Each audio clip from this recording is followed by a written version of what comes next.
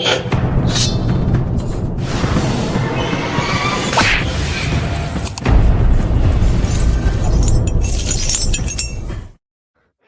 think I have done interviews with Aaron Pico since he was like 16 or 17 years old. It's been a while. I know I've been talking to this guy for a long time, but this is the first interview I have done with Aaron Pico as a UFC fighter. Aaron, congratulations and welcome. I appreciate you. Thank you, Kevin. I appreciate it. It's been a long time coming, and we've been talking for a lot of years. So it feels good to finally say I'm in the UFC. So dream come true. For you, 13-4, fought your whole career in Bellator. I think notably 9 wins in your last 10 fights. That's what people need to know too. When they talk about what you're doing, coming off a 3-fight winning streak. But before we get into the UFC, let's just get to the hard part, right? Your last fight was with the PFL at the PFL versus Bellator event. Very vicious knockout of Henry Corrales. Seemed like things were going good, putting on that big show. Seemed like the Bellator integration was going to be good with the PFL, and then all of a sudden, you and a bunch of other of your peers in the PFL kind of started voicing complaints. From your standpoint, what happened? Why did you get to that point? Well, I think it was just really hard because I've said it before. They said that I was going to fight for the title, and it was canceled 3 times, but I got to the point where I didn't care to even fight for the title. I just wanted to fight in general. But I'm sure there's things that go on behind the scenes that I'm not aware about. And, they said, okay, get ready for September. Then that's canceled, October, then December. So it was just finally getting to the point where I'm like, hey, what's going on here? And, But it is what it is. It all worked out. It actually worked in my favor. If I would have fought for the title and won, I wouldn't be in the UFC, and that's ultimately where I wanted to be was in the UFC. So it was a blessing. Of course, I didn't fight for a year. Now it's going over a little over a year. But on the flip side, I spent a lot of time with my son. I got better at training and did some vacations with my family that I got to experience some things that were really special. So on the flip side, I'm grateful, and I feel like everybody or everything happens for a reason. So I'm optimistic, and now I'm in a good position. I'm not here to bash PFL or Bellator. I think I think that I wish them nothing but the best, and I'm doing my thing, and they'll do their thing. So that's where we're at. You've had some ups and downs in your career. I think a lot more ups than downs, but the downs have been documented a lot more than the ups, right? But what you've gone through has been something like fighters can't deal with, right? If you lose a fight, it's on Aaron Pico. I made a mistake. I did something wrong. In this kind of case, right, you're sitting there and it was out of your control. So how difficult was that to mentally handle, knowing you were going to work every day, trying to get yourself ready for something that you weren't sure whether it's going to happen or not? Yeah, that's a good question. I mean, I don't really know. I'm just a guy that likes to show up to the gym and do my job. But I think a lot of fighters will understand, like, when you're in fight camp, it's just a different type of focus. It's a different type of energy when you're waking up. So not having that, being a little bit scared before a fight, that's what gets you to the gym.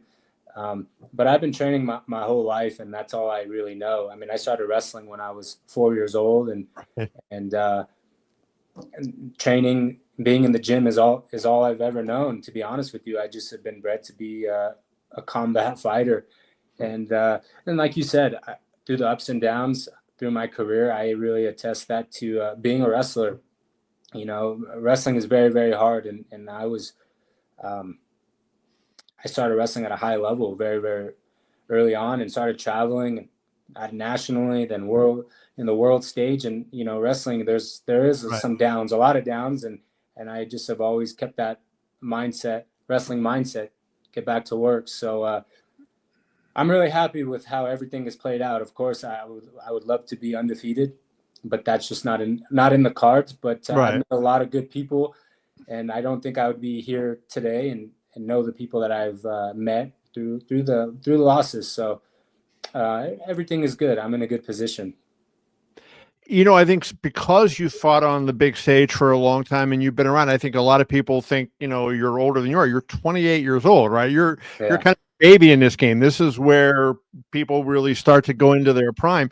Where do you feel like, this has happened, despite all the chaos and everything, do you feel like this has happened at the perfect time in your career, given, you're going into your physical prime and now, and you're the best you've ever been, and now you're fighting the best competition?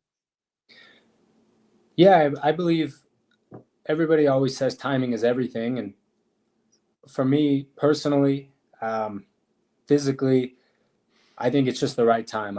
I'm able to handle the media, handle the fans that don't like me and talk crap. Being a young kid, there was MMA, it's one thing to just have to fight, but that's another thing to have to take on the media. And the media has been very, very good to me. So I'm happy about that. But just there's a lot of things that come with it, the pressure, the mental game that the fighting plays with you, and a lot of fighters can attest to that.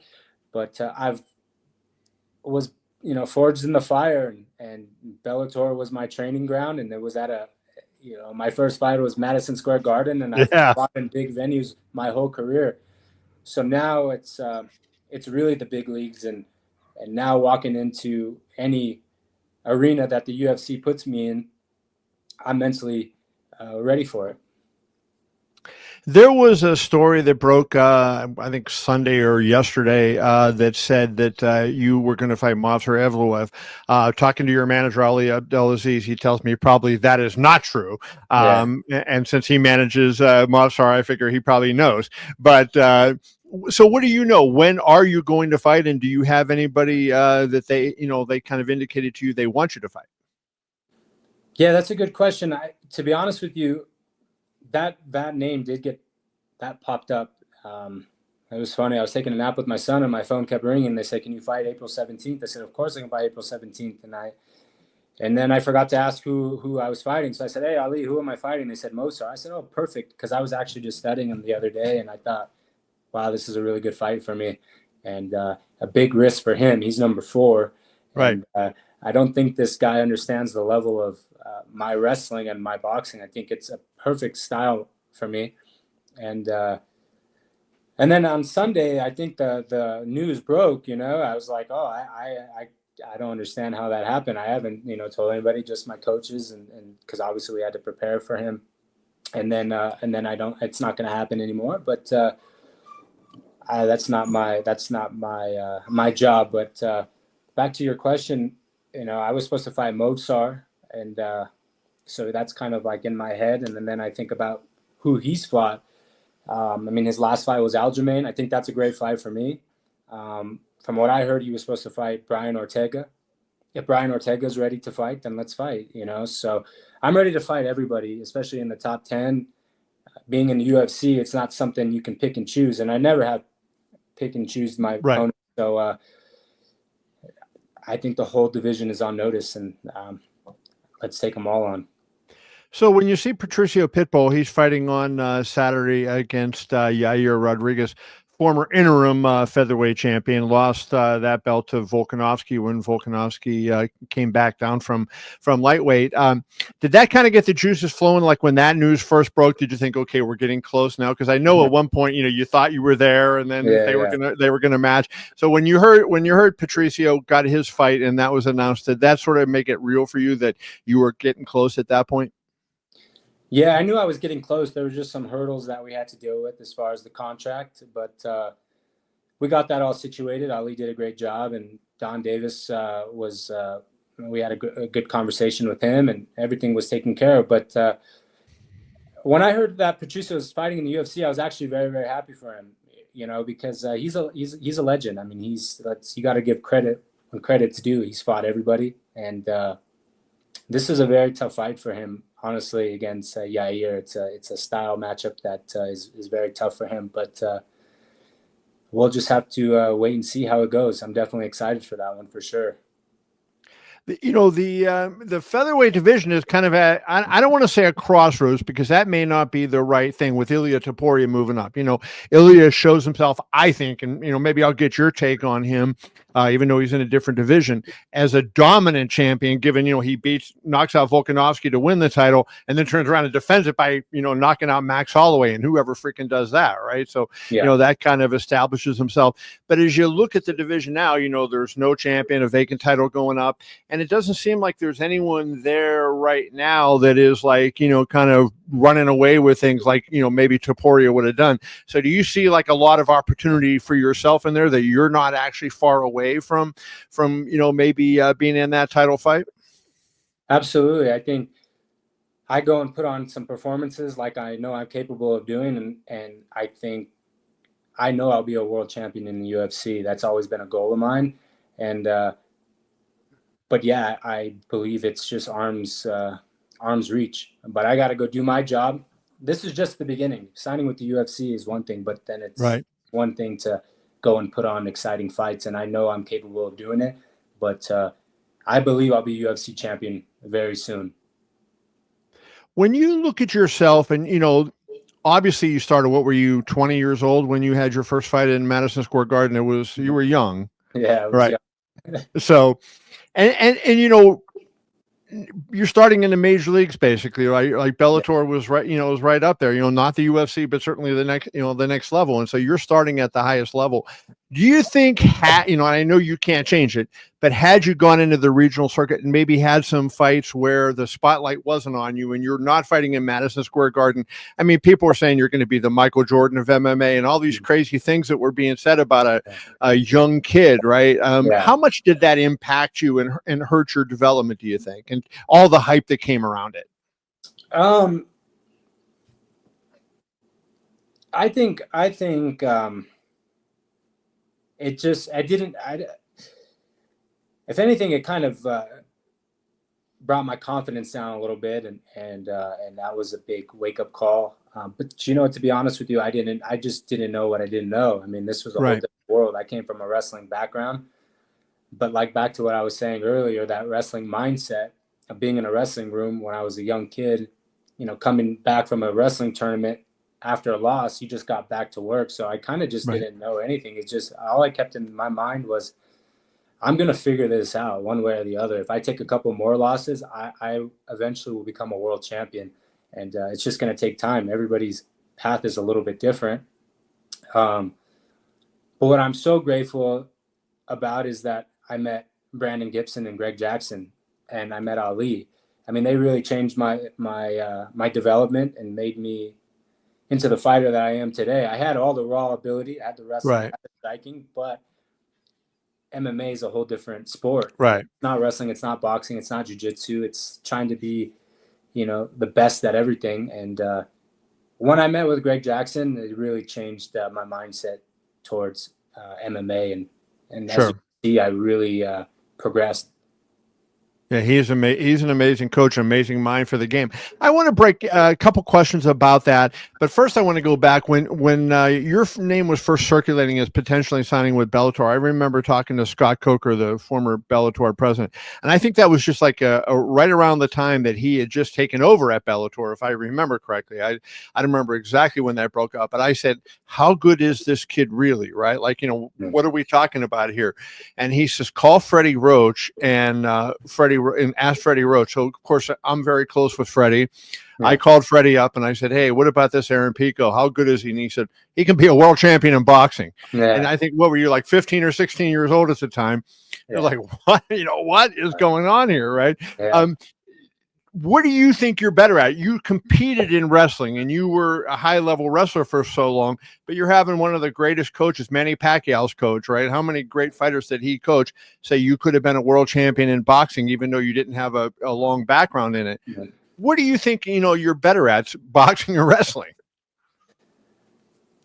Well, I'll just kind of give you a background story. To be honest with you, I started wrestling at a very young age, and then I took a break, and then I had like 28 fights in amateur boxing, and my love was really, really boxing. I fought a lot of top guys. I mean, I sparred a lot with Ryan Garcia, and even at being at Wildcard as I got older, I sparred like some high level guys that are WBC champions and that are world champions. I have a funny story about Freddie. I was I was sparring a guy named Jose Ramirez, and they saw me spar, and I'm not going to talk about any of the sparring, but after I got done, he said, do you want to be Manny Pacquiao's sparring partner for Jeff Horn? I said, I would love to, but I'm going to be fighting in Madison Square Garden, and I won't be able to be in the Philippines all that long. And now looking back, I'm like, damn, I should have just went to Manny Pacquiao's you imagine that? training camp and sparred him. But and then I was Miguel Cotto's sparring partner for two full camps. A lot of people don't realize that first camp I was just kind of like just like a fill-in. But then I forgot what guy he fought, but I was his main sparring partner. And yeah, I'm really good at boxing, and something that I would love to try to do one day is have a pro boxing fight. But like I said, life works in mysterious ways, and I'm happy that I pursued MMA and went back to wrestling. And like I said, I've met a lot of good people and grew some really good relationships toward because of it. And now I'm on my journey to become a UFC world champion. So it's been a crazy ride, but Crazy, amazing. Thank God for everything. What does that Miguel Cotto body shot feel like? I'm sorry?